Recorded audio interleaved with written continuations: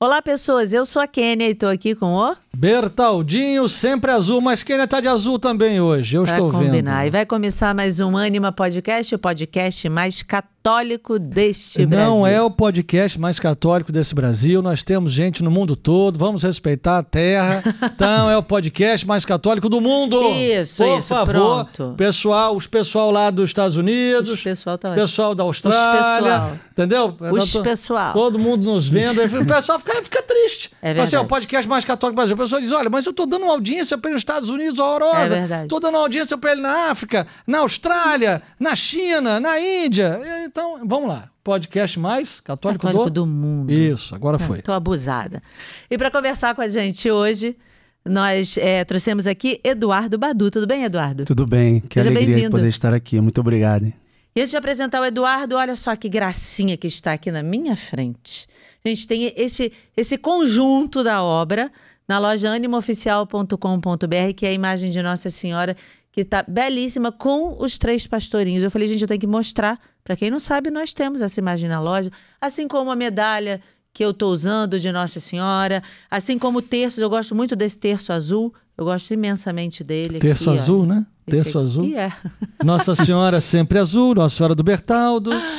E o mundo vai ficando azul. Muito bem. Bom, e o nosso livro, de Fátima, que Nossa Senhora, eles coloriram Nossa Senhora aqui com azul também. Até a Editora Globo já sabia disso. E esse livro é presente para o Eduardo. Muito bem. Muito obrigado. Loja animooficial.com.br, pra gente trazer o sagrado pra perto da gente. A loja tá mais bom? católica do Brasil. Gente, Bertão, você parece o Lombardi mesmo falando. Jesus amado, você tá parecendo o Lombardi. Olha, quando você fala que eu pareço Lombardi, você diz a sua idade.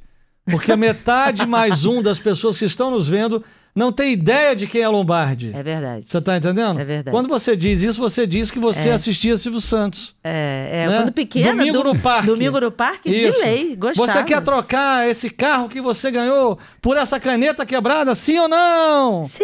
Sim! Meu era Deus assim do céu. mesmo, era muito bom. Pessoal aí que tem menos de 50 não vai saber o que é isso, não. Não, acho que até uns 45, talvez. Uns 45, é. Acho que sim, 40 e pouquinhos, 40 e Eduardo pouquinho. já assistiu o Silvio Santos, não? Sim. Assistiu? Sabe o que é o Lombardi? Sim. Aquela voz que vem do além? E que ninguém nunca viu o rosto? Ninguém nunca pois viu. É. Gente, olha só. O Eduardo Badu, ele é fundador da comunidade Maria Serva da Trindade, coordenador da comissão das novas comunidades da Arquidiocese do Rio de Janeiro, autor do livro Conhecer Jesus para torná-lo conhecido e amado, advogado e analista comportamental. Analista comportamental, muito cuidado aqui, Bertaldo. Casado com a Gisele e pai de 4 filhos, que esse é a principal função de todas, né? Isso aí. Essa é a missão principal. Sua igreja doméstica. É a maior missão, é o fundamento. É isso aí. E o Eduardo começa a ser católico quando? Começa a ser católico no dia 31 de maio de 1998. Caramba, você sabe o dia? No dia 31, foi o dia que eu fiz a experiência concreta com Deus, no dia da visita de Maria Isabel. Então estamos aqui na casa da mãe, estamos totalmente de azul. É verdade, mesmo, é verdade. Pra combinar. E foi no dia 31 de maio. 31 de maio. Até então você era o quê? Toda a minha família vivia uma realidade de religião afrodescendente, de outras denominações também religiosas. E naquele momento eu estava na adolescência, vivendo toda uma realidade adversa ao catolicismo, nunca tinha entrado na igreja católica só para ser batizado quando criança. E ali naquele momento... Mas te levavam para outras igrejas? Me levava para outras religiões. Sim. E também para outra igreja também, que depois minha família toda se tornou protestante. Meu irmão é pastor da igreja metodista, toda a minha família também protestante. E eu, por providência de Deus, me tornei católico. Caramba, olha. É uma providência mesmo. E baita providência. Todo mundo, enfim, nas religiões de matriz... Não é de matriz... Não pois errado, a nossa querida Preta de Rodinhas esteve aqui. Rodinhas já esteve aqui. E ela deixou muito consolidado. Que é errado falar isso. Que aonde ela falou? Que na Argélia, não, onde é que era? Esqueci Meu agora. Meu Deus do céu. Tem que ver o episódio delas não para saber o local. Em cima na África ali, já se tinha no século I o cristianismo. Isso. Meu Deus, como é que a gente não lembra o país, né? a matriz religiosa da África não é as religiões não, como é que chama, gente? Não sei o nome. Eu vou te dizer. Não sei. Ela falou que era na Etiópia. No século I já estava o cristianismo lá. Isso. Então há um discurso da turma aí, que eu não sei qual é, que diz que, e não é culpa sua não, a gente escuta todo mundo isso mesmo, né? Que a matriz africana de religião é como quem diz que todas as pessoas pretas teriam que ser não do candomblé, da Umbanda. Não é não. E ela estava dizendo que não. Porque ela provou por A mais... Ela é doutora. Ela provou por A mais B aqui que a África já era católica no século I. Então não dá pra falar. Quis descambar aí, não é culpa nossa. E como é que você sabe o dia exato? O que aconteceu nesse dia, sem você saber tão precisamente? Então, tinha 17 para 18 anos. Foi no dia da minha primeira comunhão. Porque desde então, eu entrei na igreja porque eu fiz um contrato com uma menina que eu namorava. Então, para conquistar ela disse que iria casar na igreja. Eu falei, o que eu tenho que fazer? Precisa fazer primeiro a Eucaristia, então eu vou fazer para que eu pudesse conquistá-la. Mentira! Então, naquele momento ali, era meramente com esse pretexto. Só que Deus já tinha os seus pretextos, seus desígnios. E no dia da primeira comunhão, depois que eu fiz a confissão, eu era a pessoa que me sentia menos digna de estar ali. Porque eu também era membro da torcida Força Jovem do Vasco. Eu vivia toda uma realidade também. Realmente. Eu concordo que você preciso não era confissão. Aí realmente. Os flamenguistas. Não dá. Aí realmente tinha que confessar, cara. Aí agora nós chegamos no ponto fundamental. Agora mais do que nunca. Cara, eu tinha que confessar, cara. Você fazia parte da torcida? Da torcida Força Jovem do Vasco. Então você também era queria ser assim, daqueles queria ser jogador de futebol. Vivia também naquela época a realidade baile funk. Na antiga TV Manchete também, quando teve reportagem de briga de torcida organizada, uma das primeiras pessoas que apareceu fui eu também. Rapaz, dentro do trem. Então vivia toda uma realidade que as pessoas falavam assim, sai dessa vida que você vai morrer. Ele era briguento. Então vivia tudo isso, fazia karatê também, lutava, então já tinha toda uma realidade também daquela época, que era o momento também, o auge ali da minha adolescência, né? Então, mas depois da confissão ele virou Flamengo. Aí depois da confissão, aí eu entendi o significado da cruz. Que antes era a cruz de Malta, agora é a cruz de Cristo. Então, dentro desse momento, quando eu fiz a primeira Eucaristia com o Padre Antônio, saudosa memória, da paróquia Nossa Senhora do Rosário de Pompeia, disse Corpo de Cristo, que eu comunguei pela primeira vez, eu voltei para o banco, comecei a chorar, e naquele momento ali minha vida foi totalmente transformada. E a minha vontade era de correr na igreja e gritar para todo mundo que que eu descobri o amor e queria de fato levar essa experiência a todas as pessoas. Antes, para mim, era algo que não tinha nenhuma pretensão, mas naquele momento da Eucaristia foi o momento que eu falo que foi o meu encontro com Deus, a experiência de batismo no Espírito Santo, que transformou completamente a minha vida. E a partir daquele momento, ninguém precisou falar comigo o que eu teria que fazer ou deixar de fazer. O próprio Espírito Santo, como vai dizer São João uma de suas cartas, a própria unção de Cristo foi me ensinando como que eu deveria proceder. Aí deixei a torcida, fui deixando outras coisas, e ali naquele momento a minha vida foi sendo transformada e moldada nesse catolicismo, e sou muito grato a Deus pela Igreja Católica, porque nela eu recebi tudo. Uma pessoa que não gostava de estudar, uma pessoa que já era destinada a ser qualquer uma das outras, como meus amigos também foram, de brigas, questão de prisão, de morte, e Deus me tirou daquela realidade para me dar dignidade. E a partir disso, eu me tornei homem, responsável, aprendi também, gostei a estudar, de sorte que também fiz a faculdade de Direito, tornei advogado, e hoje a nossa vida aí vai sendo construída a partir desse impacto concreto com Deus. Que transformação, né? Sim. Mas com a primeira comunhão. Com a primeira comunhão. Imagina com a segunda, com a terceira, com a quarta, o que Deus não foi fazendo dentro deste homem e transformando ele. Porque às vezes as pessoas já não têm a real noção, dimensão do que é a Eucaristia. Que não é uma representação. O padre falou aquilo, está representando, é para simbolizar o que Jesus fez lá na última ceia. Não é para simbolizar. Ali está verdadeiramente o corpo e o sangue de Jesus. Sim. Né? E você é testemunha viva disso. Sou testemunha disso. Como te transformou, como mexeu com você, como, né, foi te levando para um novo caminho. E mas você não casou com essa menina? Não. Deus só usou ela de pretexto. Só usou ela de pretexto e logo depois terminamos porque a minha sede foi tão grande de querer Deus que eu não queria mais viver o que estava vivendo antes. Aí comecei a viver de fato, mergulhar naquilo que eu estava vivendo na igreja. E seus amigos sem entender nada, né? Todo Ninguém mundo entendeu sem nada, entender meus pais já estavam preocupados achando que eu ia ser padre, e eles tudo protestantes, então havia toda uma preocupação nisso. Eles já eram protestantes? Já eram protestantes já nessa época. De qual eu já igreja? ia da igreja metodista, eu já frequentava com eles a igreja, só que eu era adolescente e eu fiz um acordo com Deus. Eu sei que tu és o caminho, a verdade e a vida, porque eu vi que minha família saiu de toda uma realidade caótica de outras religiões e foi para a questão ali da igreja protestante. Acabei vendo uma transformação de fato na minha família. Só que eu disse que iria curtir a vida e depois de 70 anos seria o melhor pastor da igreja. Você falou isso? Falei isso com Deus. Essa foi a minha oração e fui desbravar no mundo. Isso eu tinha cerca de 11, 12 anos. E foi justamente com 12 anos que eu me associei à torcida Força Jovem do Vasco. Só que com 17 anos Deus entendeu errado, ou eu que falei de forma errada. Com 17 anos Deus me chamou para viver. Você disse que era com quanto? Com 70 anos. Não, ele falou 71. Ele inverteu os números. Ele botou 17. 17 resolveu tua ali, vida. resolveu minha vida. Falou, eu vou poupar esse menino de tantos anos de sofrimento, de tantos anos de perdição, tantos anos de pecado. Porque pode ser que ele não chegue lá no final. Peraí, vamos ajudar esse rapaz aqui. E foi providencial, porque foi pela Eucaristia que veio minha transformação. E vivendo numa realidade, uma casa protestante, aquilo dali também foi um pretexto de Deus também para que eu pudesse ali, de fato, assumir o catolicismo. Exatamente. Numa casa que ninguém vive a Eucaristia...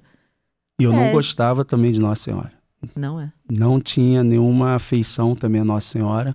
É porque você ouvia muita coisa. Ouvia muita coisa e as misturas também que se tinha. Então já tinha visto uma realidade, uma imagem, outra religião. Então aquilo dali me causava uma certa estranheza. Uma estranheza e às vezes até uma repulsa, né? Olha no peito dele ali, ó.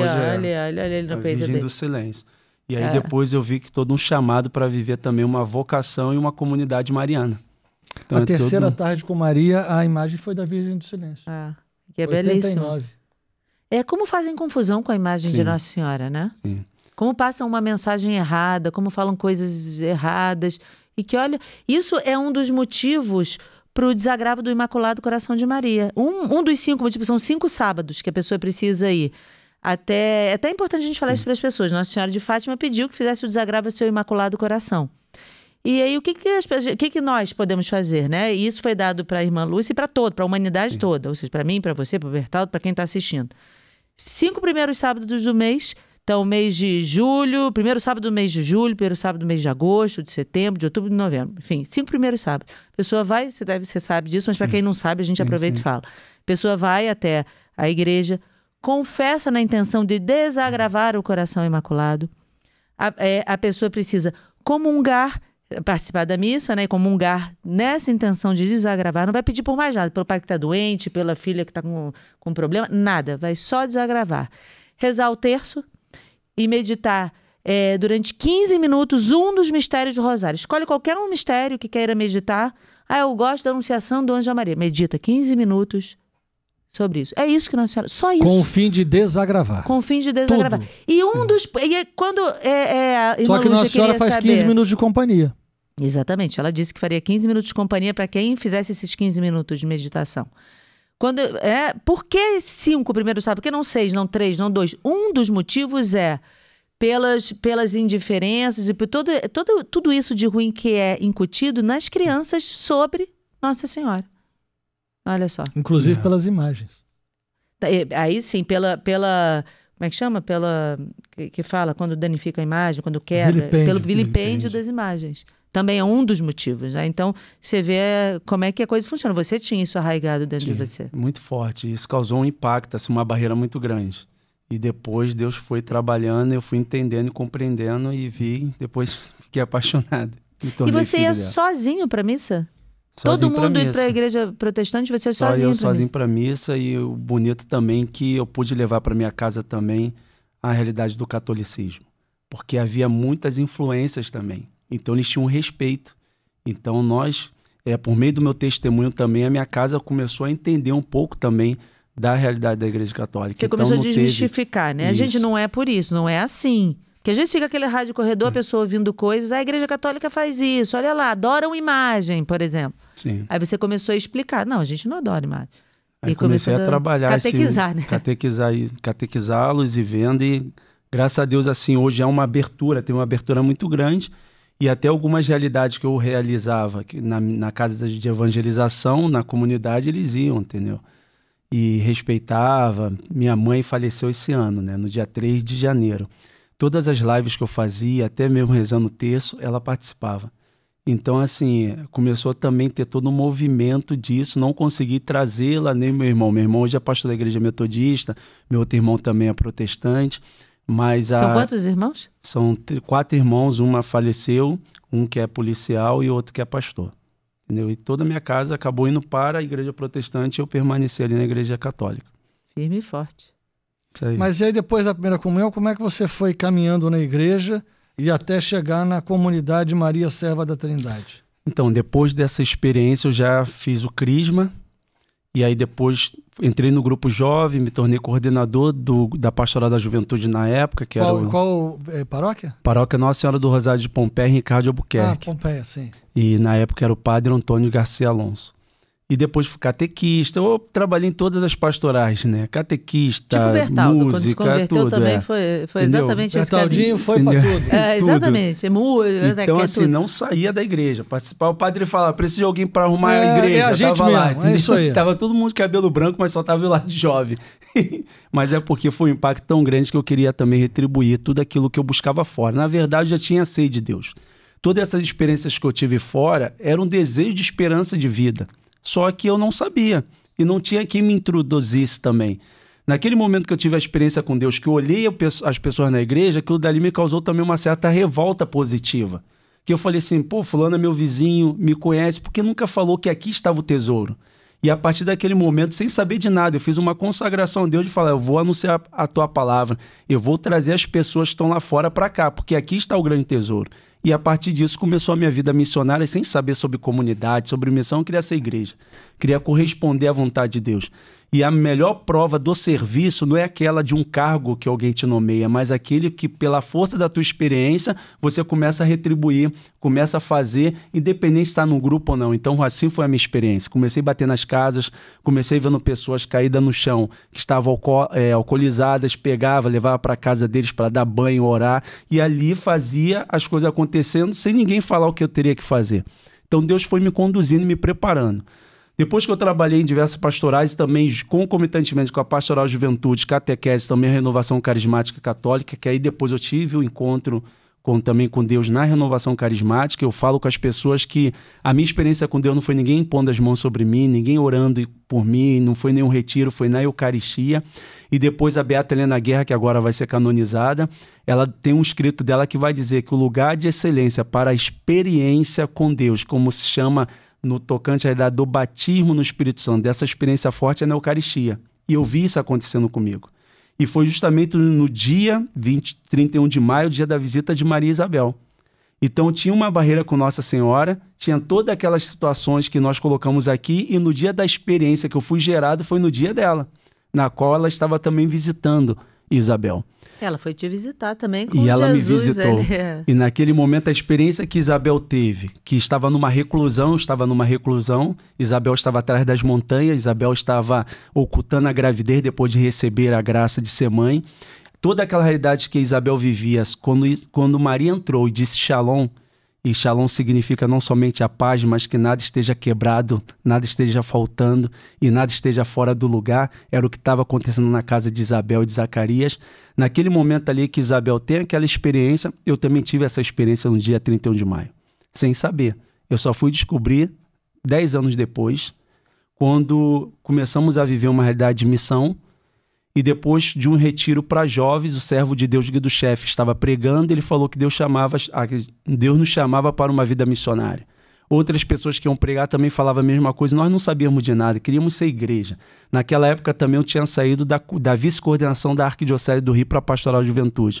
Então sempre trabalhei na instância da igreja, seja a nível paroquial ou forania, vicariato e também na Arquidiocese.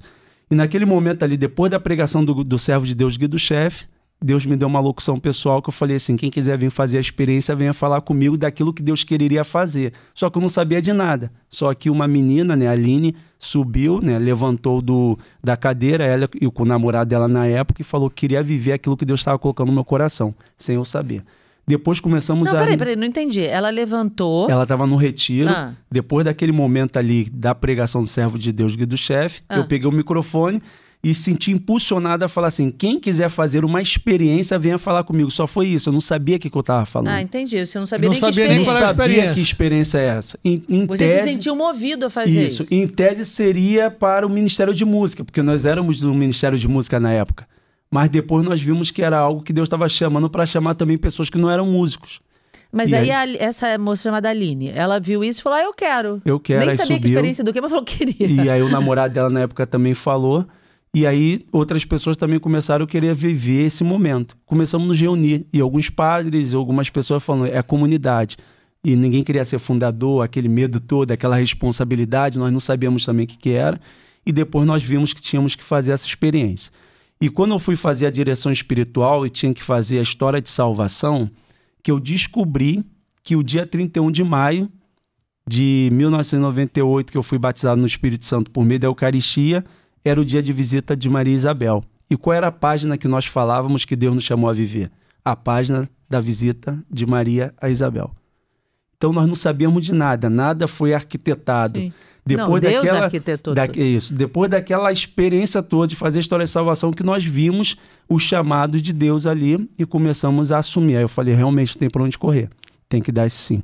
E aí começou a vida comunitária, que hoje vai para 17 anos em dezembro. Mas aí essa vida comunitária começou com quantas pessoas e aonde? Começou lá no Congregado Mariano, em Água Santa, no nosso retiro para jovens.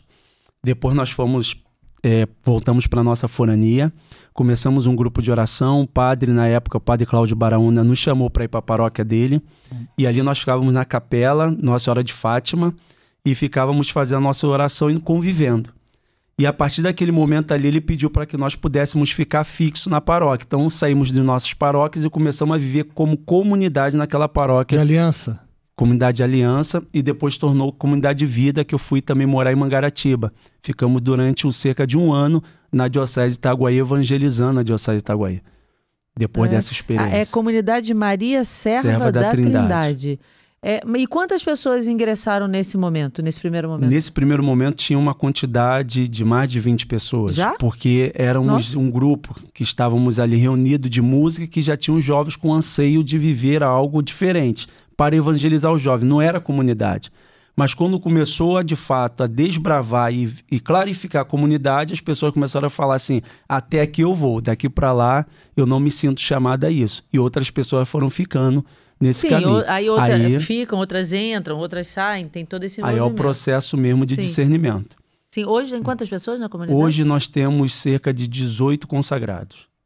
18 consagrados. De vida? De vida e aliança. Entre vida e aliança. E o pessoal da vida mora onde? Mora no bairro de Anchieta, na Casa da Pertença de Vida. E hoje são 3 meninas que só estamos com o ramo hoje feminino. Você não está em vida? Eu não estou, de razão da pandemia. Nós fizemos todo um processo de discernimento. Então, eu era advogado, sou advogado, né? E minha esposa era 2º sargento do Exército. E nós largamos tudo também para viver a questão da vida missionária. Quando veio essa questão da pandemia, esse tempo novo e difícil que a gente passou, fizemos o discernimento, eu tive que voltar à vida secular, voltei a trabalhar até mesmo para assumir a responsabilidade de pessoas que estavam sobre a minha responsabilidade também. Então fizemos uma transição para a pertença de aliança. Só que nós não morávamos juntos, porque diante da realidade também que nós começamos a viver, antigamente vinha aquela questão de todo mundo morar juntos.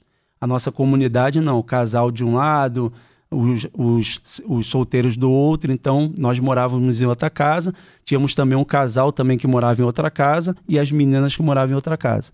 E aí, em tempo, vivíamos junto para fazer momentos de oração, rezar junto. E qual é o carisma da comunidade? Ela se propõe ao quê? Então, nós somos chamados a testemunhar, revelar o aspecto de Cristo que visita através de Nossa Senhora sobre o fundamento da página da visita de Maria Isabel. Então, o nosso forte é essa igreja em saída, de ir ao encontro das pessoas. Então, onde não tem expressão de fé, nós somos chamados a ir. Tanto que a gente faz evangelização nas praças, nas ruas, bater de casa em casa. E nós nascemos no mesmo ano do documento de Aparecida, onde a igreja pedia esse novo Pentecoste, essa nova evangelização, e essa igreja deixar de ser uma igreja de mera manutenção para passar a ser uma igreja decididamente missionária. Então ali começa também a nossa missão, de ir para fora. Então hoje a gente não consegue ficar tranquilo vendo as pessoas sentadas no banco sem fazer nada, só recebendo da graça de Deus, mas a gente busca esse impulsionamento para ir ao encontro dos outros, porque assim foi a minha experiência. Quando eu questionei, por que as pessoas daqui de dentro não falam com as pessoas lá fora?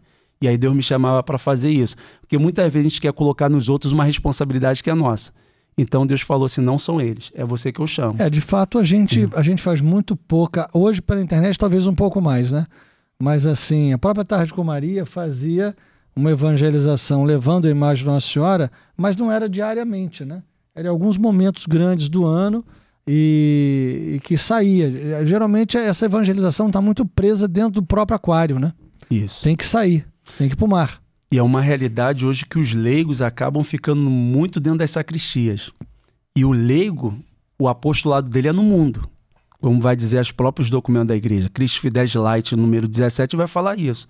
Que nós somos chamados, de fato, a transformar a realidade caótica que estamos vivendo aí na sociedade e que o leigo tem que transformar a realidade social, política, econômica em todas as searas que o homem está inserido. Só que hoje há uma barreira também. Então, quando o leigo também vive o seu apostolado, a sua missão, também há uma certa resistência, porque hoje as pessoas compreendem que somente a dimensão espiritual é a que vale, mas a dimensão humana, a dimensão profissional, econômica, financeira não é trabalhada. Então, porque os leigos estão muito inseridos dentro de uma estrutura eclesiástica só, a questão da sacristia, quando deveria, claro, com todo o respeito aqui, os sacerdotes viver isso, e nós como sendo longa-manos deles, com aquelas mãos estendidas para evangelizar e trazer para a igreja. Então, esse movimento. Então, o sacerdote vai aqui nos conceder a graça do sacramento, todo aquele amparato necessário para que nós possamos sair e trazer as pessoas para dentro da igreja. Só que hoje a gente fica bem tranquilo. Meu mundinho está aqui, meu grupo está bom, está fortalecendo, então está muito bom. Então, nós nascemos justamente como uma ruptura disso, para que nós possamos ir ao encontro dos outros. Continua. E ao encontro dos outros, aí pregar em todos os lugares pelas quais Deus nos chamar. Isso que você fala é muito importante, porque assim, a gente precisa ser testemunho de Deus aonde Deus nos colocou. Às vezes a pessoa que está assistindo a gente agora, ela trabalha numa empresa e ela precisa ser o sinal de Deus naquela empresa. Nem todo mundo vai montar uma comunidade, nem todo mundo vai construir um santuário, nem todo mundo vai montar um podcast, porque o nosso podcast, através desse microfone, através dessas câmeras, a gente leva Deus para muitas pessoas. Mas nem todo mundo tem esse chamado. Tem pessoas que elas precisam dar o testemunho da vida delas, dentro da família delas, dentro do trabalho delas, com os vizinhos. E se ela já conseguir quem está no entorno dela ser tocado e ser transformado pelo exemplo dela, nossa, já vai ter sido uma grande coisa.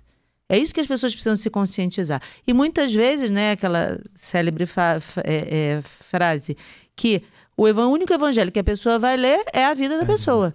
Então a pessoa precisa dar um testemunho, agora, precisa ter coerência. A comunidade, ela tem um estatuto, ela tem uma forma jurídica também? Então nós temos o estatuto, só que eu ainda não entreguei para ser submetida à aprovação. Mas desde os 5 anos de comunidade nós temos o estatuto que eu fiz, não concluí, mas tem cerca de 75% de mestrado em Direito Canônico. Então eu mesmo fiz o meu estatuto, junto na aula lá com o Dom Anselmo.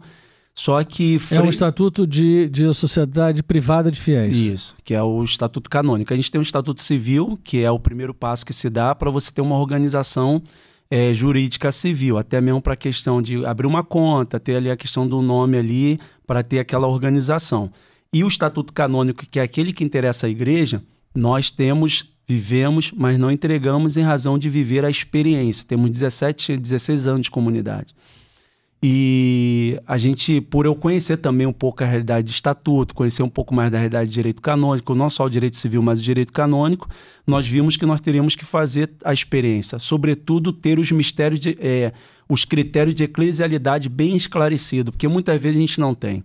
Por exemplo, a gente tem muito claro que nós precisamos ser santos, que é o primeiro critério de eclesialidade, que é a vocação à santidade, professar a fé católica, estar em comunhão com a igreja, com o Papa, com os bispos, estarmos ali também inseridos num contexto de comunhão com as pessoas, com as outras pastorais, mas faltava muito a dimensão social do evangelho. Então ali sempre me causava uma certa estranheza porque nós não conseguíamos ter clareza. Por exemplo, São Francisco de Assis, a questão do pobre, Madre Teresa de Calcutá, tem pessoas que cuidam de pessoas que estão nas drogas, nos hospitais, no ensino, na educação. E isso não queimava o nosso coração. E depois nós vimos que pelo projeto de reconstrução nós tínhamos uma dimensão justamente de despertar o jovem para essa dimensão política, transformação social, transformação também da realidade econômica. E aí, como entrou nessa realidade também política, a gente começou também a discernir para saber se de fato era uma vocação pessoal ou se estava dentro do contexto da comunidade. Então, frente a tudo isso, começamos a estudar. Hoje, a gente já tem uma clareza maior do que nós queremos, do que Deus quer para nós nessa dimensão do evangelho social que nós somos chamados a testemunhar. Teve aqui o Tônio Tavares, que ele tem a comunidade em Petrópolis, Jesus Menino, onde ele tem adotado 40, eram 60, agora são 40, porque outros faleceram, 46 filhos e todos especiais. Né? Aqueles, como ele diz, aqueles que ninguém quer, é o que eu quero. E eu voltei muito impactada, eu saí muito impactada da conversa com ele. E falei, inclusive conversei com o Bertaldo, falei, Bertaldo, esse homem é impressionante. Esse homem é incrível. Mas o que eu fiquei assim muito impressionada foi que ele ficou impressionado com a gente. Eu dei uma volta com ele pelo santuário e tudo. Aí tinham 2 filhos dele cegos juntos. E ele falava, nossa, mas vocês, leigos, construíram tudo isso. Mas eu falei assim, gente, esse homem, ele cuida de 46 pessoas especiais. Ele está impressionado comigo. Eu estou impressionada com ele. Aí comentei isso com o Bertaldo, né? Que eu fiquei impactada com ele e estranhei ele ficar impactado com a gente. E Bertaldo dizendo, Kéria, mas Deus vai dando os chamados, né? Sim. Então, o bonito é isso, porque Deus dá um chamado para um fazer uma coisa, Deus dá um chamado para outro fazer outra coisa, Deus dá um chamado para outro fazer outra coisa, e assim vai compondo. E vai compondo o corpo dele. E isso que é o bonito, de compreender o chamado pessoal. É aquilo que Deus chama. Porque hoje vamos colocar uma realidade de propósito. Muitas vezes se fala de propósito, né? Mas o propósito não está fora, o propósito está dentro. Então muita gente quer ver o propósito dos outros. É uma maravilha ter isso daqui. Quisera eu tivesse algo desse sentido. Mas se não for para ter, não vai fazer sentido. Mas a alegria de saber que vocês exercem esse apostolado. Então quando a gente descobre o nosso dom, a gente se alegra com o dom do outro. Por isso a estranheza dele. Porque estavam reconhecendo mutuamente o dom um do outro. Isso que é a riqueza da igreja, não é competição, é complementariedade. É exatamente isso. Então, o que um outro faz, o outro não faz. E a gente vai dentro desse mosaico, fazendo com que a expressão do corpo de Cristo possa ser um testemunho claro da graça dele aqui no mundo. Para que nós possamos ser sal, luz e fermento da massa. Então, hoje não tem competição, tem muita gente que nós precisamos evangelizar. Entendeu? Então, o trabalho que vocês fazem aqui é um trabalho de visitação. É uma realidade que eu vou falar também. O meu carisma de visitação, com esse trabalho que vocês fazem, vocês estão visitando quantos lares, quantas casas, quantas pessoas sendo formadas e também sendo visitadas pela graça de Deus. Então, isso é maravilhoso. Então, quando a gente enxerga o nosso dom, enxerga o dom do outro. E hoje, na realidade de igreja, até na dinâmica do serviço, e isso você viveu muito bem, a gente vai vivendo de pastoral em pastoral, então uma pessoa que dá assim para uma pastoral, daqui a pouco ela está em 10 pastorais. É verdade. Entendeu? E ela fica consumida pelo próprio trabalho, então não fica algo frutuoso, às vezes fica algo pesado. E a pessoa não trabalha as outras áreas da dimensão da vida dela, porque não acredita na abundância da graça de Deus. Deus veio nos dar vida, mas a plenitude dessa vida tem que ser manifestada em todas as áreas. Então tem situações de um lazer que a pessoa não vai. Quantas pessoas de segunda a segunda estão na igreja, mas não tem um contato com o esposo, com a esposa, não sai e acaba não dando testemunho em casa, porque o esposo fala assim, você está tão solícita para a igreja, mas aqui na casa. O filho está dentro de casa, a mãe vai para a igreja, fica falando que... Aí chega em casa e fala, fulano fez fofoca, teve briga. O filho vai ouvir aquilo dali e vai falar, eu quero ir para essa igreja, eu vou continuar no meu grupo lá que todo mundo se ama. Então as próprias realidades que a gente vai vivendo, vai dando contra-testemunho para que as pessoas não venham. Por quê? Porque não tem a experiência do propósito. Então aquilo é muito certeiro. Nem todo mundo vai fazer podcast, nem todo mundo vai ser de comunidade, nem todo mundo vai ser de pastoral. Mas todo mundo é chamado a evangelizar. Todo mundo. Mas todo mundo. Isso que faz a beleza do negócio. Porque se todo mundo fizesse a mesma coisa, só ia ter aquela coisa. Só todo mundo fazendo podcast? Ia ser um saco. Né? Não ia ter gente para assistir. Não ia ter gente para assistir. Ia só para fazer, né? Todo mundo fazendo. Agora, como é que você chega nessa comissão de novas comunidades? Então, A gente começou a ver também dentro dessa dinâmica de descoberta do carisma que a gente tinha algo para contribuir também para as novas comunidades e para a igreja. Então isso foi meu chamado durante muito tempo. E por ter estudado também direito canônico e também estar inserido em muitas instâncias das novas comunidades, vai acessando Você estudou direito canônico aonde? Aqui no Rio. No Rio? No Rio de Janeiro. Você fez pós-graduação? É um mestrado mesmo aqui do Rio, só que faltou 25% para eu concluir. Então fiz aqui no Instituto Superior de Direito Canônico. É por causa do tempo mesmo, por causa da realidade do leigo, lá acaba sendo de manhã e de tarde. Então, quando eu voltei para a realidade também de uma experiência de trabalho, aí a incompatibilidade acabou. Com 4 filhos, né? Com 4 filhos. Casado com 4 filhos, comunidade. Aí mudou um pouco o contexto que era antes. E como é que a igreja entende essa novas comunidades? Onde é que isso está descrito? Como é que é esse entendimento? Então, nós vamos ver que Papa João Paulo II ele tem uma exortação apostólica pós-sinodal sobre o leigo, Christi Fidelis Laici, que vai falar dos critérios de eclesialidade. Nós temos também um documento Vita Consecrata do Papa João Paulo II, que é uma exortação apostólica pós-sinodal da vida consagrada, mas que vira assim, está acontecendo algo diferente. Então era para falar da vida consagrada tradicional, daqui a pouco perderam bastante tempo, ou melhor, investiram bastante tempo falando de novas comunidades, mas não era esse nome, eram grupos. Até que no dia 31 de maio de 1998, esse dia aí é marcado, que teve um Pentecoste, porque nesse dia também de 31 de maio foi o dia de Pentecoste. E aquele dia o Papa João Paulo II, num Pentecoste a céu aberto que ele descreveu com os movimentos e as novas comunidades, ele vai dizer que as novas comunidades eram uma primavera da igreja, ele vai dizer que era uma resposta providencial para os tempos atuais e que ia ao encontro, seu fim apostólico vai ao encontro da nova evangelização. E ele vai falar também que aqueles homens e mulheres que eram os coordenadores eram tal como os fundadores, como Francisco, Bento, etc. Aquilo dali causou estranheza em todo mundo. Então começou a se perceber, por meio do documento Vita Consecrata também, que estava vindo uma nova forma de vivência do Evangelho. É isso que as pessoas precisam entender. Uma nova forma de vivência do Evangelho. E aí Papa João Paulo II, no Vita Consecrata número 62, ele vai dizer que são grupos compostos de homens e mulheres, casados e solteiros, clérigos e leigos, que homens e mulheres, e que todos vivem como uma família especial, espiritual, uma fraternidade, e que cuidam também da realidade dos conselhos evangélicos, da evangelização, e ali traz algo novo, porque desde então era ramo masculino, ramo feminino, Sim. clerical ou laical.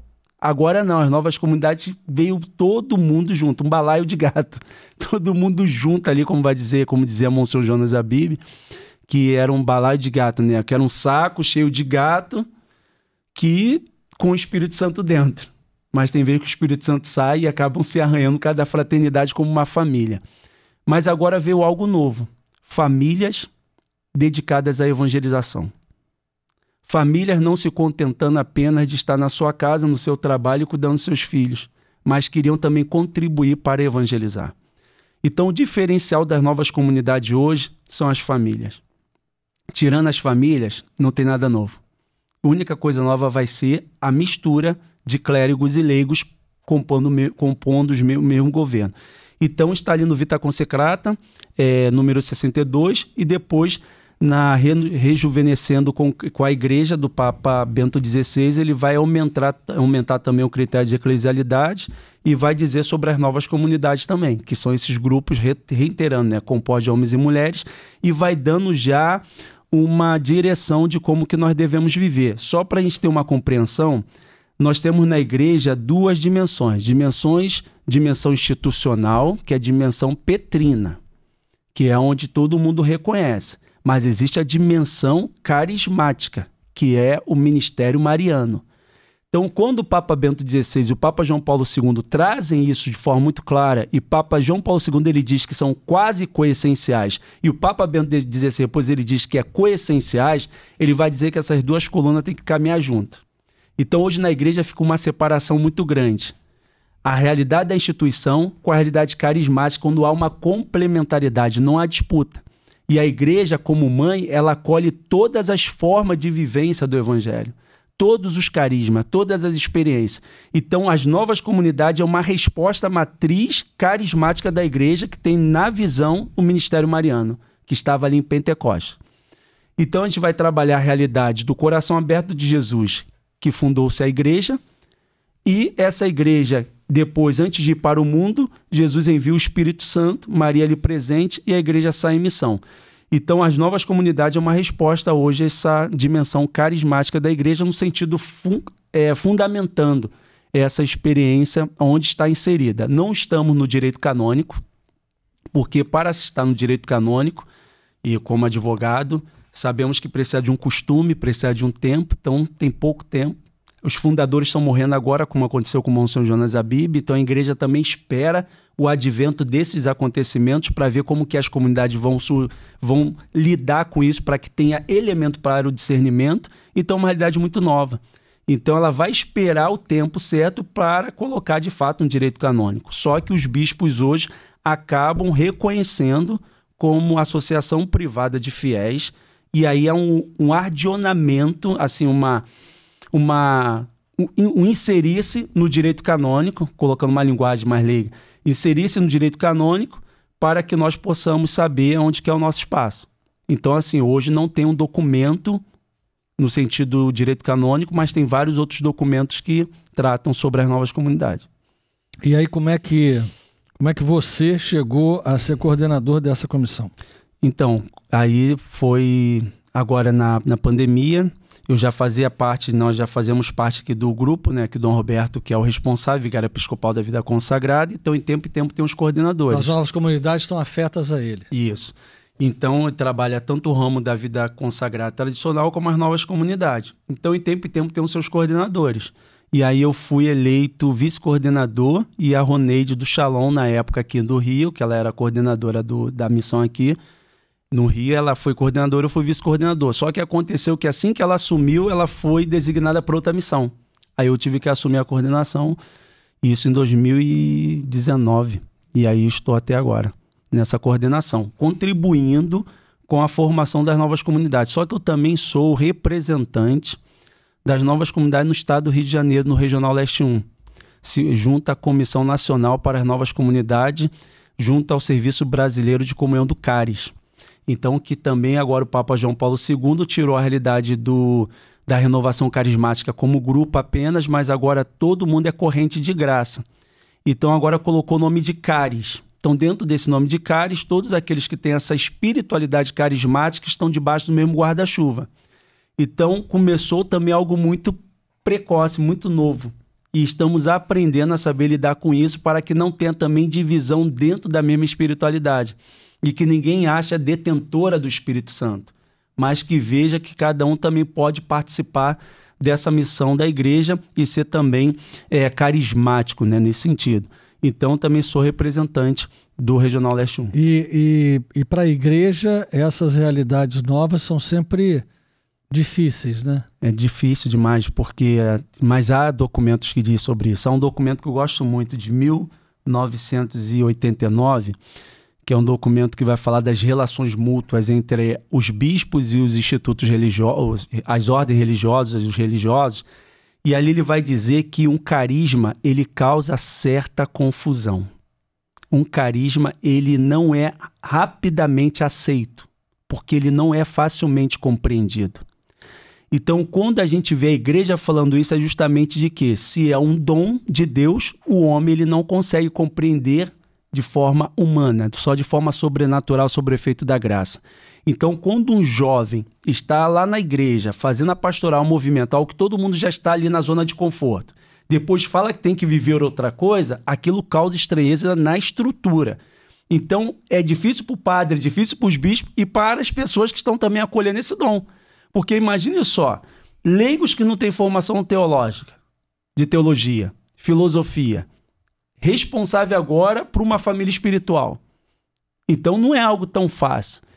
Então, frente a toda essa realidade, é difícil para todo mundo. Só que os documentos da igreja já nos assegura que isso ocasiona, de fato, uma certa tensão. Então, a conexão entre carisma e cruz é muito forte. Então, vai dizer que as perseguições são naturais e elas fazem parte do processo. Então, uma pessoa que vive um dom e ela não é perseguida, ela acaba tendo uma certa desconfiança. Por quê? Pô, tá todo mundo aceitando? E quando essas pessoas são perseguidas, não é meramente dele falar, ó, tô sendo perseguido, mas a maneira como correspondem, em obediência à igreja, com os frutos do Espírito Santo. Então não é eu chegar na internet agora e falar, estão me perseguindo, o padre me expulsou. Não, a maneira como que eu correspondo, que vai ali, ao longo do tempo, demonstrando que há um carisma. Por isso que precisa de um tempo. Então hoje a minha comunidade com 16 anos, de frente a essa coordenação que a gente está, já participamos de várias realidades a nível do Rio, Brasil e também internacional, mas dentro dessa realidade a gente não tem essa preocupação, porque a gente sabe que precisa de um tempo até para a gente entender o que nós somos. Que pode acontecer que de repente fala assim, não é apenas uma inspiração que foi para um tempo. Então a igreja precisa de fato caminhar nisso. Então todas as pessoas que experimentam essa graça precisam estar preparadas para essa conexão, carisma e cruz, e ela causa uma certa confusão no interior da igreja, porque é um dom que é o Espírito Santo que de fato chama. E aí causa uma certa estranheza que aconteceu comigo. Muitos padres falavam assim, como pode um leigo receber um dom e eu como padre não receber esse dom? Dando um exemplo, alguns que chegavam no início a gente testemunhava isso. Perguntar a Deus, né? Entendeu? Porque quem dá o dom é Deus, né? Chame o Senhor que ele vai responder. Antes de tudo, né? Sim, e aí justamente por causa daquela visão clerical. Então isso causa de fato uma certa estranheza. Então aí é natural que muitas pessoas não vão compreender, porque hoje, se a gente for pegar a realidade de seminário, alguns seminários estão colocando, mas não se tem sobre vida consagrada. Muitas pessoas pensam que São Bento era padre e era bispo, mas ele era leigo. Nós vamos ver de toda a história da vida da igreja, a vida consagrada começou com os leigos. São Francisco, a mesma coisa. Então, depois que a gente viu um caminho clerical, que as pessoas hoje só acham que tudo está inserido no padre. Não, mas mesmo essas ordens que você se referiu, elas também criaram a mesma confusão na época. Porque o pessoal ficava naquela, mas vem cá, por que o cara está fazendo isso aqui? O que houve? Então, assim, a gente não consegue... Estamos nos livros. Graças a Deus, estamos todos nos livros. A gente não consegue... E estando nos livros é bom. Né? Então, assim, mas a gente não consegue segurar o Espírito Santo. E há uma outra coisa também, e você que fez direito canônico, você sabe, às vezes, o que acontece? Uma pessoa diz assim, eu vou então fazer aqui um estatuto. Tá bem, mas como eu vou fazer um estatuto de algo que está em formação? Não é o estatuto que ampara o carisma, mas ele não pode prender. O estatuto ele deve amparar, ou melhor, o direito canônico, ele deve amparar o carisma, mas com uma certa leveza, entendendo para onde o carisma vai. Eu não posso pegar e dizer assim, então vamos dizer, eu sou o bispo de Itapopoca. Aí chega você lá para mim e diz, olha, o senhor é bispo... Dom Bertaldo. Dom Bertaldo. O senhor é bispo daqui... Quase Dom Corleone. Exatamente. E aí eu tenho uma inspiração, a minha comunidade Maria Serva da Trindade, a gente trabalha com isso e com aquilo, mas nós não conseguimos escrever o estatuto ainda. Aí o senhor bispo pode escrever, aí o bispo, como que com uma mensagem psicografada, faz assim, peraí, calma um minuto... Maria Serva da Trindade, olha, artigo 1º, você vai ser isso. Isso não existe. Isso não existe. Isso não existe. Ninguém pode escrever o seu estatuto. Perfeito. Nem o direito canônico reconhece isso. Perfeito. Então, assim, o estatuto deve ser escrito pelos membros. Pode ser apresentado à igreja, óbvio, né? Mas tem que ser escrito pelos membros. Então, o direito canônico, ele precisa amparar o carisma depois. Não é primeiro vir uma regra toda de direito canônico para depois dizer o que é o carisma. O Espírito Santo não age assim. Sim. Não age de forma nenhuma. O carisma é como uma roupa que vai se moldando a um grande corpo. Então, assim, primeiro o sujeito é pequenininho, bota uma bermuda, bota uma camiseta, até o dia de usar um terno. Então, a mesma coisa, o estatuto vai sendo desenhado como que por um alfaiate divino. Perfeito. Esse alfaiate divino vai tirando as medidas, vai cortando as gorduras, vai aparando as arestas, vai colocando aquilo que é de melhor até se formar realmente uma convicção do que aquilo é e andar para frente. Você imagine, por exemplo, nas novas comunidades, se nós pegarmos, por exemplo, como você citou, São Francisco, São Bento, vamos pegar até mesmo os cistercienses, da qual o nosso cardeal é membro. Imagina que você pegue lá o São Francisco, no nascedouro dele, e diz, está tudo errado, sai daqui, não faça mais. Não estariam os franciscanos aqui. Se fizesse isso com os beneditinos, também não estariam aqui, não é? E se você pegar hoje a Canção Nova, o Shalom e tantas outras novas comunidades, grandes ou pequenas, você diz assim ao Monsenhor Jonas, Monsenhor Jonas, o senhor quer viver com esses jovens aí, nesse balaio de gato, né? Nesse início de vocês, tá tudo errado, o senhor volta para a paróquia, os jovens voltam para casa. A Canção Nova não seria o que é hoje. Verdade. Há uma dificuldade ainda muito grande, eu imagino, nessa aceitação, não é? Mas que... isso aconteceu... É porque o novo causa estranheza, né? Sim. Então, é uma coisa nova. A gente, vamos falar da gente. Um casal que pega, porque antes de ter os filhos, né, a família, que vai construir um santuário. Aí ficou olhando... Peraí. Eu ouvi de um bispo uma frase muito engraçada, que ele falou assim, meu caro, isso é no mínimo inusitado, mas é de Deus. Ele falou isso para mim. Ele falou, isso é inusitado. Você há de convir comigo, porque sim, você imagina que você entrou pro seminário, você virou padre, você foi treinado para ser pároco, você não foi treinado para ser padre de santuário, você não foi treinado para ser padre de hospital, você não foi treinado para ser padre missionário, não me diga que é, porque não é. Você é treinado para ser pároco, ponto final. É isso que você é treinado. Muito bem. Aí, de repente, surge, eclode um negócio que assim, caraca, tem uma realidade aqui de comunidade que eu não sei nem o que é isso, meu Deus do céu. Como é que eu faço com esse negócio aqui? O que é isso que apareceu aqui na minha frente? Como é que eu lido com isso se eu fui treinado para aquilo? Verdade. Eu não fui treinado para isso. Isso aqui nunca me disseram nem que existe. Nem me disseram que o Espírito Santo poderia soprar desse jeito e criar uma coisa assim. Se me dissesse, aguarda aí, tá, amigo, você vai ser pároco, mas cuidado, o Espírito Santo, ele sopra onde quer, tá? Então pode ser que lá na tua região aconteça algum sopro do Espírito Santo. Agora, como é que a gente pode olhar isso? Vamos olhar pelos frutos? Então, já que a Kênia, eu não ia falar da gente não, mas já que a Kênia falou da Tarde com Maria, que é você que é o cara da comunidade aqui, não sou eu, né? Aqui mas já que a Kênia falou, Tarde com Maria tem 38 anos, ok? Maior evento que a Arquidiocese do Rio já teve na Catedral. Maior procissão urbana do mundo. Nesse santuário, só no ano passado, foram celebradas 1.980 missas. Foram confessadas 24 mil pessoas. Foram distribuídos mais de 1 milhão de pães. Foram distribuídos mais de 200 mil quentinhas. Você olhando para os frutos, você precisa dizer, cara, tem alguma árvore boa aqui, cara. Espera um minutinho, vamos colocar a lupa, né? Deixa eu pegar o óculos, colocar, né? Não é colocar a pressão, o óculos, deixa eu entender a eclesiologia daqui.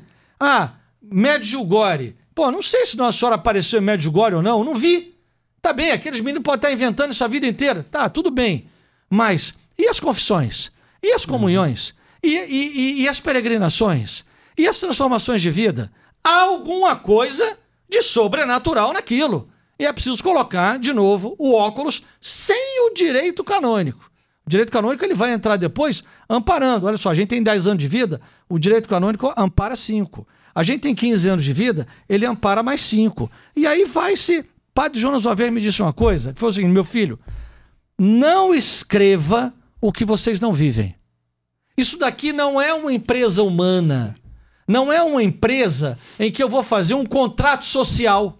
Tanto é que lá atrás, Dom Eusébio, falecido Dom Eusébio, que era cardeal, quando foi cardeal do Rio, ele botou que a gente ia atender a população carcerária. Então, ele lá naquela reunião, ele falou assim, ele começou a ler o estatuto, que nós escrevemos. Aí ele falou, isso aqui. Eu falei, isso aqui é por causa disso, eminência, mas se o senhor quiser, o senhor pode mudar, mas isso está no carisma. E isso aqui está no carisma.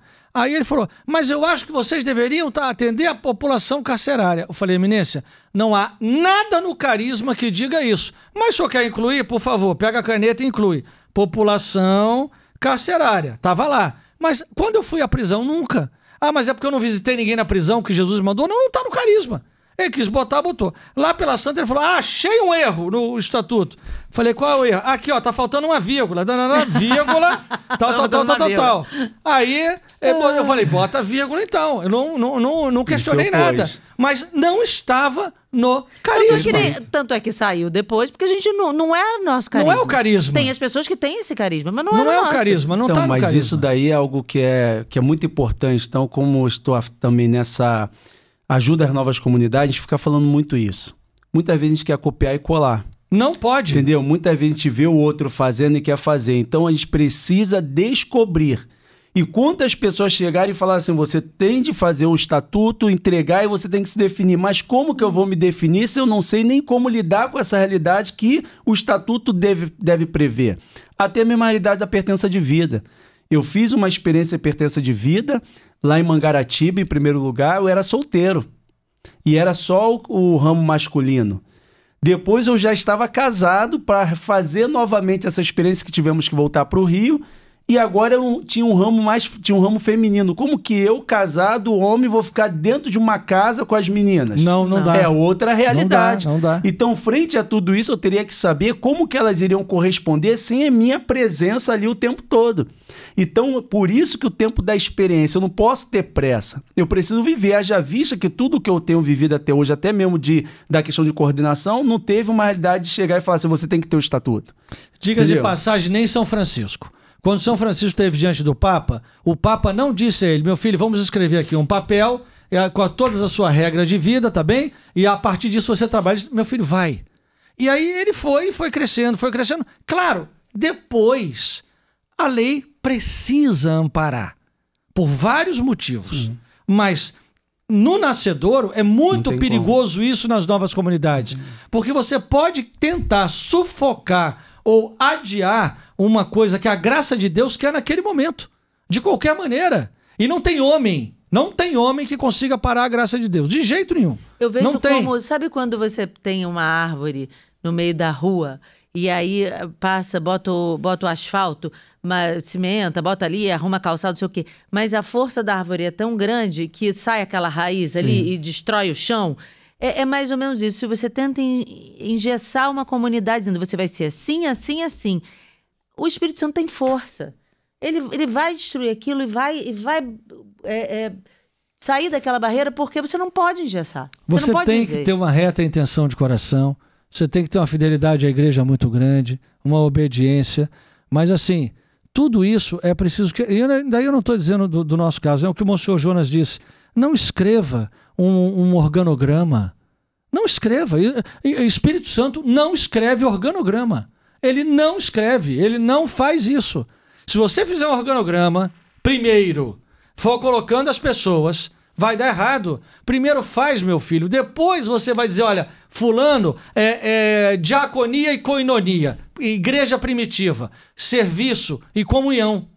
Primeiro é isso, comunhão e serviço. Perfeito. Depois se ampara tudo que tem que se amparar, não é? Perfeito. Senão não dá. Então, esse caminho, ele é um caminho autêntico, para que tenha autenticidade do carisma. Só que existe dois movimentos. A pressão que a igreja que eu falo no sentido da liderança, coloca sobre os fundadores, que já tem que fazer algo, e a pressão também do fundador, que quer também já arquitetar tudo, articular tudo, definir tudo. Então a gente precisa também saber esse time certo. Não demorar muito, mas também não apressar o tempo. Então essa figura que você trouxe foi muito boa, a analogia, todas as analogias que você fez aqui foi de sabedoria. A gente viu aqui palavra de sabedoria que você trouxe sobre essa questão do estatuto. E a mesma coisa, depois que eu me casei, veio os filhos. Eu sou homem, eu tenho na minha essência de ser pai, mas eu estou até hoje aprendendo a ser pai. Eu vou para a faculdade de Direito, depois eu me torno advogado. A gente vai aprendendo a advogar. Então todo o caminho é assim. Então a pessoa entra ou inicia um caminho de comunidade, ela também vai aprendendo a ser comunidade. Porque ela vai entender que Deus colocou ela ali também como um meio salvífico para a vida dela, porque causa também uma identidade mais profunda. Porque o Catecismo da Igreja vai dizer que o batismo sacramental é o mais belo e magnífico dom de Deus, número 1216. Quando a gente vê que o fundamento da nossa existência é o batismo, ótimo, eu sou filho amado de Deus. A mesma experiência que Jesus teve com João Batista no Rio Jordão, eu tive quando eu fui na pia batismal. É que ninguém vê como João Batista, o céu se abriu, o Pai falando e o Espírito descendo, mas é a mesma experiência. Quando eu vou avançando, que eu falo, vejo também que a minha sexualidade é um dom de Deus, não é uma escolha, faz parte também de algo ontológico meu. Filho de Deus, sou homem. Não tem como eu mudar aquilo que Deus constituiu. A partir dessa experiência que eu estou caminhando com aptidão para discernir uma vocação. E aí o que acontece? Querer discernir uma vocação sem descobrir quem você é, sem saber de fato essa experiência do autoconhecimento, sem saber de fato o que você é chamado a ser. Aí causa as confusões. Aí eu vou querer colocar uma roupa mais apertada. A roupa que eu falo aqui, o carisma. Sim. O carisma vai me sufocar, porque eu estou pegando o carisma que é do outro, que não é para mim. Eu estou pegando uma missão, vai lá na carcerária. Vai no hospital, eu estou pegando algo que aquilo vai me cansar, eu vou me perder. Quando eu deveria estar investindo tempo para discernir qual é a roupa adequada para cada tempo. O padre Jonas me disse isso. O padre Jonas foi meu diretor espiritual durante muito tempo. Dom Rafael também. Depois, os dois. Então, assim, o padre Jonas, às vezes eu falava alguma coisa com ele e eu tive a graça de encontrá-lo muitas vezes, muitas mesmo, né? Como diretor espiritual, eu e ele. Então, assim, pelo menos nos encontrávamos só para a direção espiritual 4 vezes por ano. A cada 3 meses nos encontrávamos. E nos encontrávamos para outras coisas também. Bom, aí ele me disse uma vez, eu disse, padre, o senhor não acha que a Canção Nova poderia fazer isso?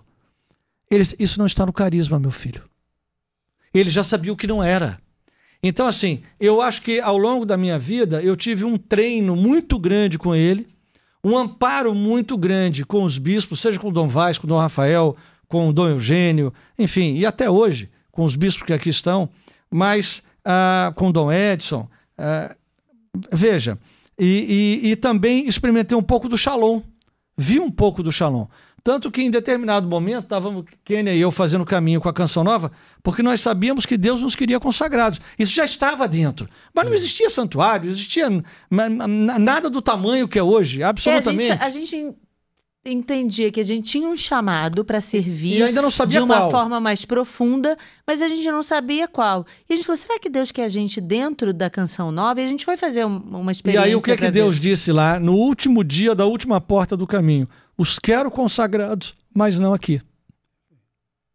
Entende? Então, e nós nem tínhamos ideia, a essa altura do campeonato, que um dia haveria uma casa da tarde com Maria chamada Capela das Aparições. Porque essa é a verdade dos fatos, né? A Capela das Aparições, mais do que um santuário, o santuário é para o povo que está na rua, né? Aqui é a nossa casa, aqui é o local de desenvolver o carisma desta associação. Eu encaro assim como uma coroação de Nossa Senhora quando a Tarde com Maria fez 25 anos, foi sagrado o altar aqui. Então a Nossa Senhora dizendo, agora que vocês têm a maturidade dessa boda de prata, tá aqui. É como se fosse a joia da coroa, tá aqui, entendeu? É um presente. Eu sempre associo a essa joia dessa coroa a coroa de espinho. Não deixa de ser. Não é essa coroa que você está imaginando. É uma coroa realmente de união com Cristo. Verdadeira. E assim, mas que dá muita alegria. Aí a gente vai vendo os frutos do carisma, né? Você vê os frutos pastorais e você vê os frutos da nossa vida. Porque eu imagino como você também, a gente às vezes fica 16, 18 horas por dia trabalhando em função do carisma. Mas todo mundo sai morto de cansaço e morto de alegria. Muito feliz. Muito feliz. E daí causa essa confusão toda. Porque às vezes as situações, sei lá, as pessoas não entendem. É maior do que a gente. Muito maior. É maior do que a gente. Muito maior. Eu vejo que quando Deus pensou na comunidade Maria Serva da Trindade, Ele pensou em mim. E hoje eu vejo que é o meio e a via para a minha santificação. Então sou muito feliz por pertencer e viver isso. E todos os desafios eu louvo a Deus por isso. Existem alguns elementos que é importante a gente colocar aqui que pode ajudar as pessoas. Primeiro, identificar o mistério cristológico, que é a página do Evangelho, porque todo carisma ele também vai ter uma fundamentação bíblica e, sobretudo, no Novo Testamento. Se está lá no Antigo Testamento, vai ter uma confirmação no Novo. Então, quando eu descobri lá, Lucas capítulo 1, versículo 39 a 56, Maria visitou Isabel. Dom Wilson, quando ele celebrou a missa, nos acolhendo no discipulado, ele disse que a nossa missão era viver apenas aquela perícope do Evangelho, que Maria visitou Isabel. Se nós vivêssemos aquela página, nós seríamos santos e iríamos contribuir com a igreja. Nosso chamado era esse. Então, a partir do mistério cristológico, a gente vai vendo a nossa identidade. Então, ali a gente começa a rezar em cima disso. A gente vai vendo também o nome da comunidade, para ver se tem correlação. E fundamentar também o nome. Porque essas realidades são elementos que vêm até mesmo antes de descobrirmos como carisma. Mas por que Deus suscitou isso lá atrás? Depois a gente vai construindo esse quebra-cabeça, esse mosaico, para que a gente possa entender. Então o nome e o mistério cristológico são basilares para uma compreensão do carisma. Depois a gente vai ver que naquele carisma, quando ele vai se desdobrando ao longo do tempo, ele tem de ter uma espiritualidade própria. Aí é o momento que muita gente peca. Porque as pessoas vão falar assim, eles têm espiritualidade carismática. A espiritualidade carismática todo mundo pode ter. Mas a espiritualidade dentro de um carisma é oriunda desse carisma. Por exemplo, a gente, quanto comunidade, nós somos chamados, na nossa espiritualidade do carisma, a entregar nossa autonomia a Deus. Eis aqui a serva do Senhor, faça-me segundo a tua vontade. Então há um caminho da gente, de fato, submeter à vontade de Deus como Nossa Senhora. Depois que a gente entrega a autonomia, criar disponibilidade para servir, porque o anjo Gabriel não disse que Maria teria que visitar Isabel, apenas disse, Isabel, tua parente está grávida. Maria é uma mulher atenta à palavra de Deus, ela foi e primeireou. Deus tomou a iniciativa, foi ao encontro de Isabel. Então, eu não posso falar que não tenho disponibilidade, tenho que criar disponibilidade para atender à vontade de Deus.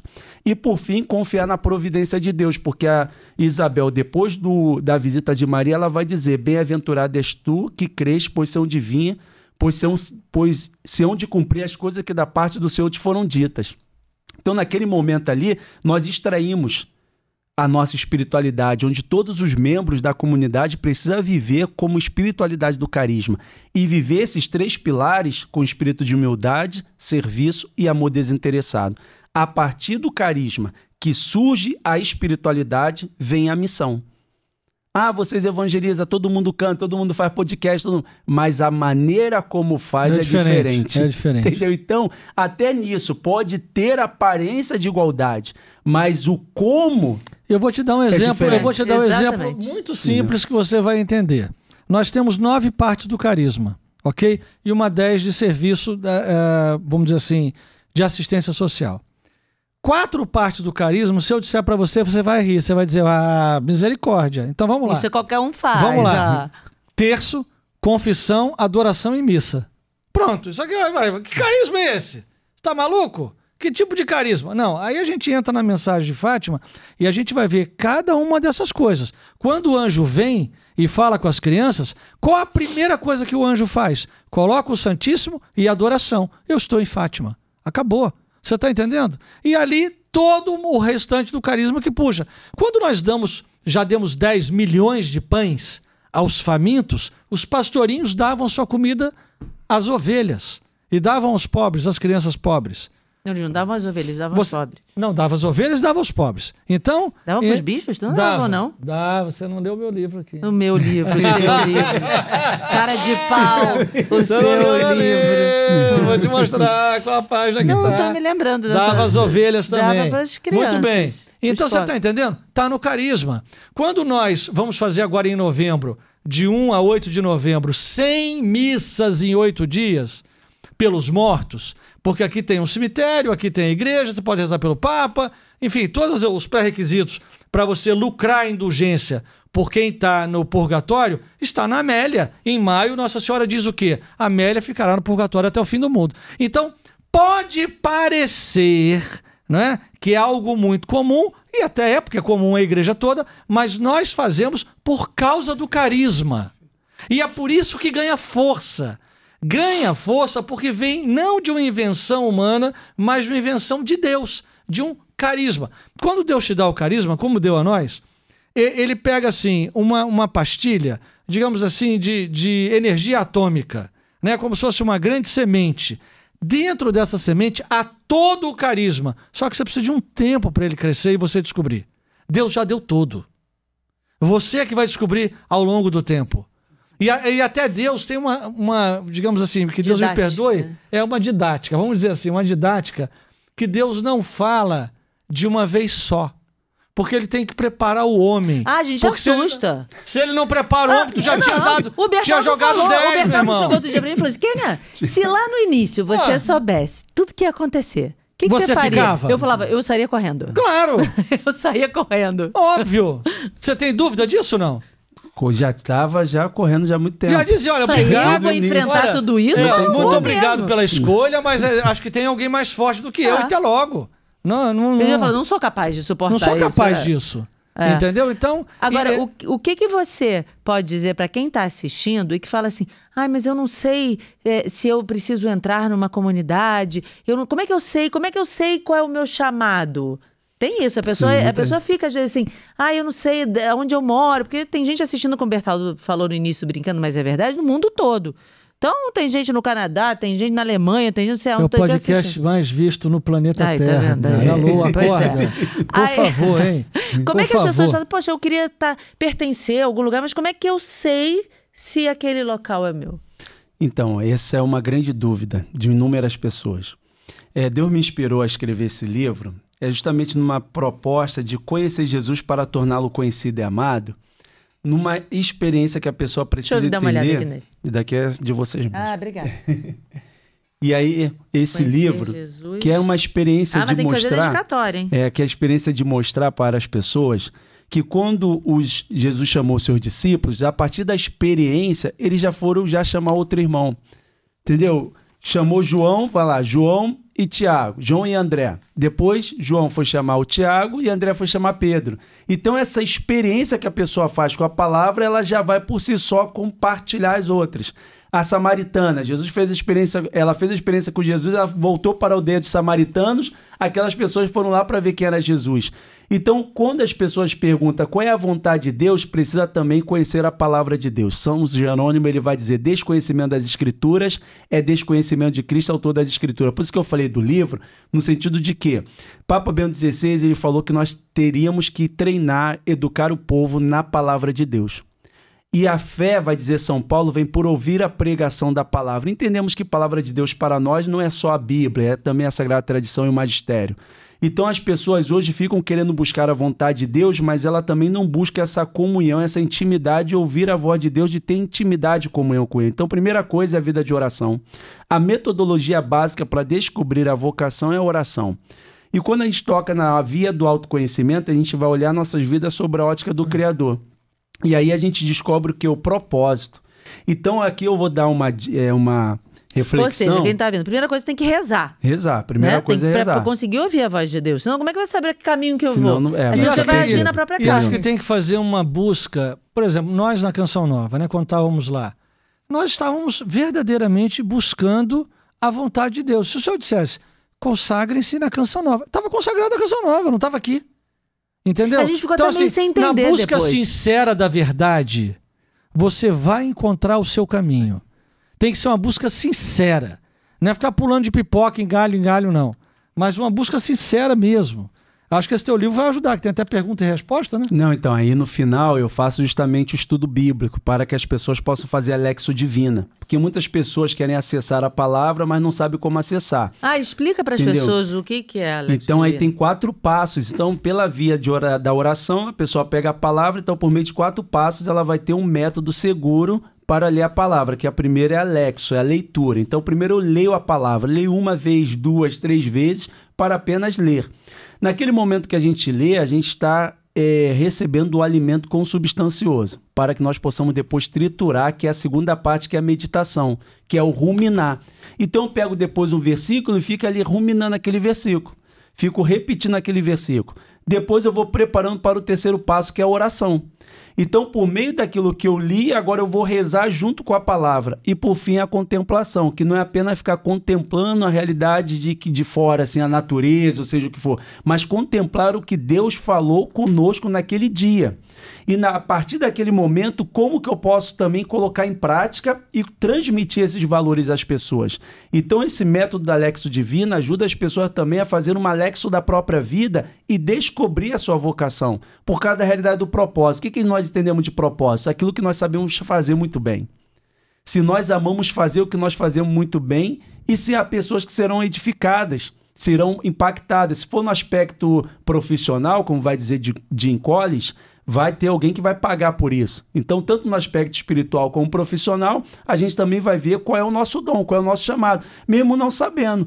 Só que na realidade hoje, que as pessoas estão inseridas na igreja, não se tem esse trabalho. Então, a pessoa ela é um excelente profissional, vamos colocar na tecnologia, ou operador de som, na computação. Chega no trabalho, ele está fazendo algo lá que não consegue dar continuidade do dom que ele tem e que a igreja precisa. Por quê? Pega a pessoa e fala assim, tá faltando gente ali, vem para cá, tá faltando gente aqui, vem para cá. Então esse é um dos grandes equívocos que eu vejo hoje, porque as pessoas são grandes potenciais lá fora e dentro da igreja, se a gente for reparar, eles não exercem, porque eles estão dentro de um lugar, estão no lugar, a pessoa certa, mas no lugar errado. Então, assim, a gente tem que descobrir primeiro o que nós sabemos fazer. Agora, pela força do Espírito Santo, a gente faz o que a gente não consegue. Pela força do Espírito Santo. Não, com certeza. A outra coisa importante para a gente falar para as pessoas é sobre esse servir, né? Porque, olha, Maria Serva da Trindade. Às vezes eu vejo também muita gente falando assim, eu vou servir na minha igreja. Aí você vira para a pessoa e fala assim, então tá, eu preciso que você ajude na organização do banheiro. No banheiro eu não vou ficar, não. A pessoa quer servir, mas ela quer escolher. Eu quero servir como ministro extraordinário da Eucaristia. Ou não quero servir dando bom dia, acolhendo as pessoas na porta da igreja. Então, assim, isso também eu acho muito complicado, porque a pessoa não se coloca à disposição até para ver qual é o dom dela. Às vezes ela vai descobrir, eu tenho um dom para aquilo é mais legal, tudo. Mas eis-me aqui, Senhor. Quer que eu vá para ali, quer que eu vá para cá, quer que eu faça isso, quer que eu faça aquilo? Mas não, a gente vê isso muito, muito. A pessoa fica ali se atualizando o negócio. Então, isso já é um serviço da caridade. Porque a caridade é o amor em atos. Então, naquele momento ali, por mais que aquela pessoa não tenha aquele dom, aquela aptidão, por causa da força da caridade, ela se coloca disponível para servir. Aí é uma alma que quer, de fato, buscar a santidade, quer viver a humildade. Ela porque não vai banheiro escolher. Ninguém quer limpar. Ela não vai escolher. Né? Mas eu vou me colocar à disposição para ajudar nessa parte aqui que ninguém está indo. De acordo com a necessidade. Só que tem muitas pessoas que, às vezes, por força ali da realidade do grupo ou da necessidade, tem de fazer, mas fazem murmurando. Acaba perdendo também o benefício. Exatamente. Então... Eu vou, mas que droga que é para esse banheiro fedido. E que raiva. Esse padre também é um nojento. Essa coordenadora aqui é um horror. Aí não adiantou nada. Ela perdeu o tempo fazendo e perdeu a graça também de receber... de ser melhor agraciada, né? Melhor que não faça. Você hoje tem quantas novas comunidades na arquidiocese, só na arquidiocese para acompanhar? Na arquidiocese do Rio nós temos cerca hoje, cadastrada assim nos nossos encontros, participando uma média de 33, 36 a 42 comunidades. E que não participam, mas que existem. Porque tem outras que não vêm, porque primeiro tem que pedir a orientação, né, no cardeal, sobretudo no Dom Roberto, para que possa se mostrar, para que possamos saber que aquela comunidade existe. Então, existem várias expressões que a gente não sabe. A gente está inserido no quê nessa história? Não, a gente não está lá com o Dom Roberto, eu não sei porquê, eu vou falar com ele. Porque que estaria dentro do Deveria, nosso... é óbvio, a gente está totalmente inserido nisso. Está inserido. A gente está inserido no quê? Então, assim... Ou não está inserido? Então, aí dentro dessa realidade, primeiro, falar com o Dom Roberto vai e pede para a gente fazer esse acompanhamento. Só que não é uma realidade de governo. A gente não vai falar o que a pessoa tem de fazer. A gente vai auxiliar, junto com a arquidiocese, trazer formações para ajudar as pessoas a fazer esse caminho seguro na igreja. Por exemplo, a última agora, o Dom Roberto deu a formação sobre os elementos que um líder tem de ter. Aí depois a Luciana falou também sobre a realidade da formação humana. Então ele sempre vai trazendo realidades que vai ajudando as pessoas. Isso é um encontro mensal? É um encontro mensal. Todo terceiro domingo tem essa formação das 9 às 17 horas. Então começa com a Santa Missa com o Dom Roberto, depois uma colocação, momento de partilha, adoração. Aí depois tem outra colocação. Então, são quantas pessoas? 50? Não, a média hoje passa de 200. Nosso encontro é lá na comunidade Semente do Verbo. A participação das pessoas aqui no Rio é muito grande. Que bom. E olhando para a realidade no contexto de igreja, nós somos muito privilegiados, porque o Rio de Janeiro tem um carinho muito grande para as novas comunidades e só não tem formação assim. A pessoa tá lá na paróquia, em outro lugar, talvez ela fica meio perdida, porque ela talvez não sabe. Então é só entrar em contato conosco que a gente vai fazer todo aquele caminho entra em contato também. onde? Qual é o canal? Depois do podcast aqui, seu número vai mudar um pouquinho. Qual é o canal de contato? Então, o canal de contato direto com o Dom Roberto ou comigo mesmo. Mas com o Dom Roberto por Dom onde? Roberto por meio da Dom marcar Roberto audiência. domingo de manhã aqui, que ele vai celebrar aqui peraí. esse próximo domingo. Onde é que a pessoa Dom que está Roberto assistindo... aí, ela vai marcar uma audiência com o Dom Roberto, né? Fazer a visita a ele, para que E ela possa... marca audiência onde? Porque a pessoa está em Mitra, casa, ela vê a da pessoa onde? tá lá para ligar na Mitra e falar com o gabinete de Dom Roberto Lopes, aqui no Rio de Janeiro. O número do Dom Roberto aqui, que vai E todo aí mundo é- ligar pra ele. Não tem misericórdia, né? E aí Quem entra em quiser, contato descobre. com ele. E é importante também que dentro de uma realidade que a pessoa está começando, ela tem um padre também ali, que o padre também possa estar fazendo Essa esse ponte. caminho, essa ponte também ajuda demais. E a partir daquilo ali a gente vai ajudando as pessoas. Então pronto, já deu o caminho. Olha só, você fala com o seu padre e o seu pároco, e ele vai fazer essa ponte com o Dom Roberto. Isso. Pronto. E aí o Aí, Dom... essa é a realidade também das outras arquidioceses? Nem todas têm, mas algumas já estão tendo essa estrutura Paulo, hoje pelo as CARES. grandes devem ter. Pelo Mas quem não CARES. tiver pelo mundo afora, procura ele aqui que ele ajuda. Porque hoje pelo CARES, no nível nacional, existe, que é esse Serviço Brasileiro de Comunhão do CARES. Só que no Rio de Janeiro tem essa realidade da arquidiocese. Então a arquidiocese já tem esse... Já tá organizado. Essa por causa do organização, Dom Roberto, né? entendeu? Essa organização. Que aí já veio também no tempo também de Dom Wilson, outros também vieram fazendo, agora o Dom Roberto veio ampliando essa visão. Aí nós temos uma comissão, e essa comissão são cerca de 7 comunidades, que auxiliam o Dom Roberto, eu estou como coordenador, mas tem comunidades também que me ajudam também nesse trabalho, para que nós possamos promover esse serviço para a igreja, ajudando as novas comunidades.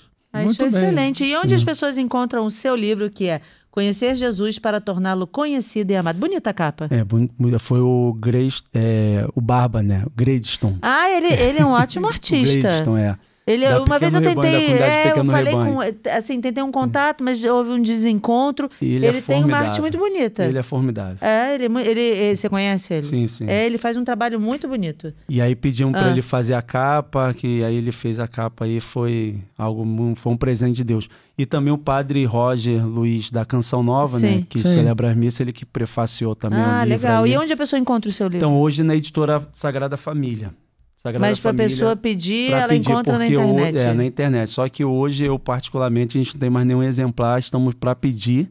Poxa Para vida. os novos aí também já está com outro livro no forno também, que é a Então, gente, meditação aguarda do que livro de vocês Marcos. vão ver em breve aí o Conhecer Jesus para torná-lo conhecido e amado. E para te encontrar, onde é que as pessoas te acham? Então, me acham no Instagram? Instagram, Eduardo Badu Oficial.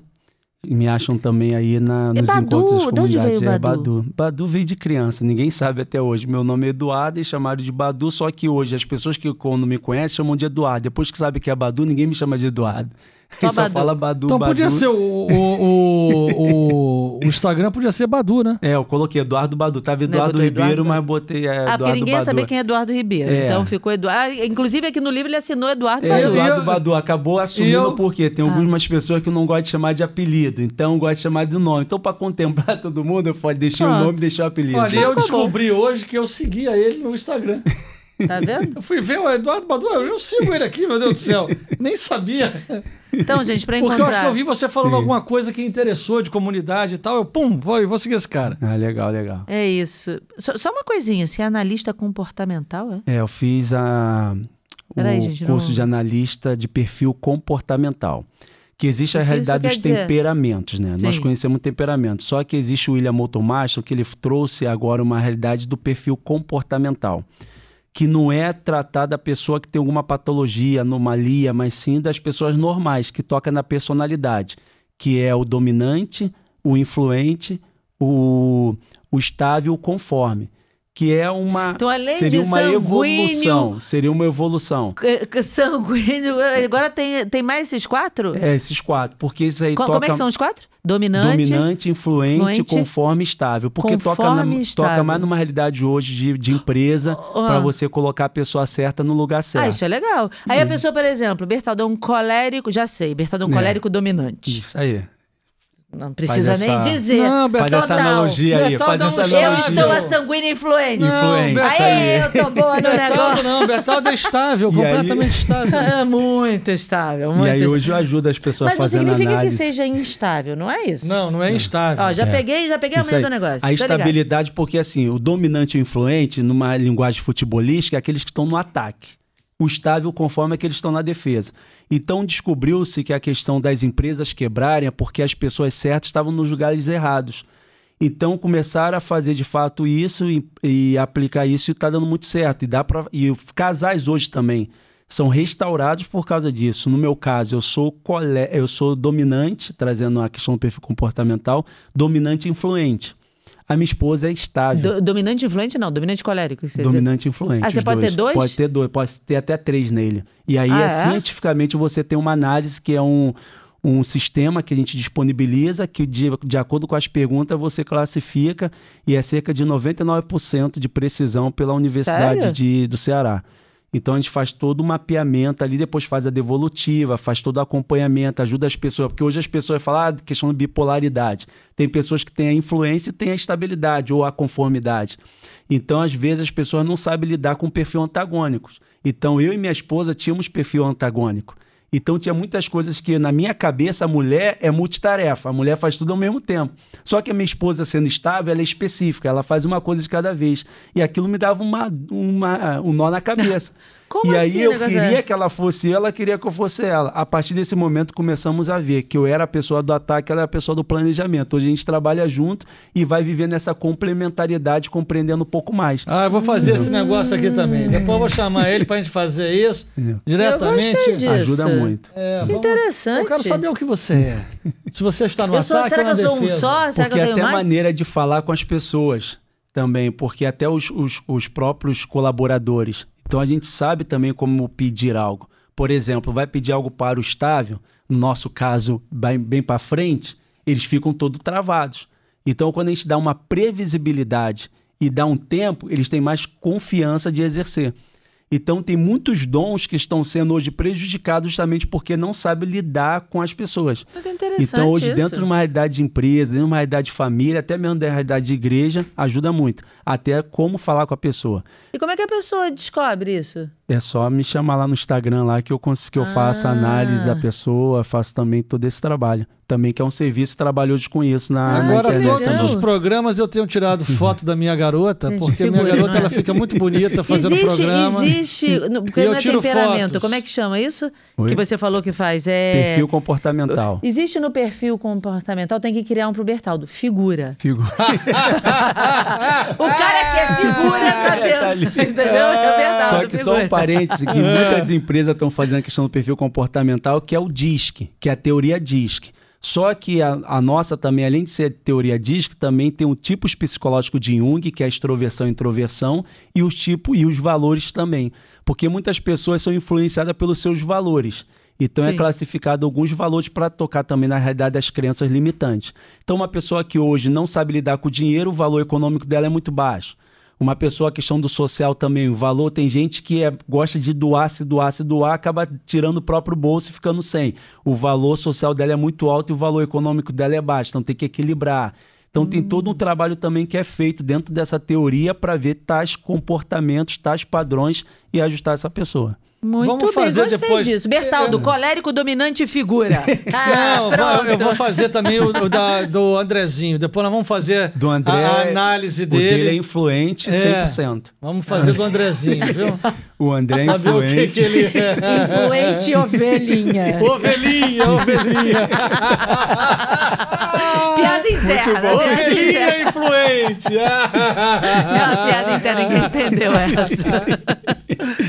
Ai, meu Deus do céu. Muito bem, então repetindo, @Eduardo Badu Oficial. Muito bem. Obrigada, viu, Eduardo? Obrigado. Obrigado, Obrigada, jovem. Badu. Eu não Muito sei, você bom. prefere chamar de Eduardo ou de Badu? Tanto faz. Tanto faz. Olha, o meu é @Bertaldo, tá? Se ninguém sabe. Tá bom, meu @Kênia, _CS. Bora. Eu falei que é figura.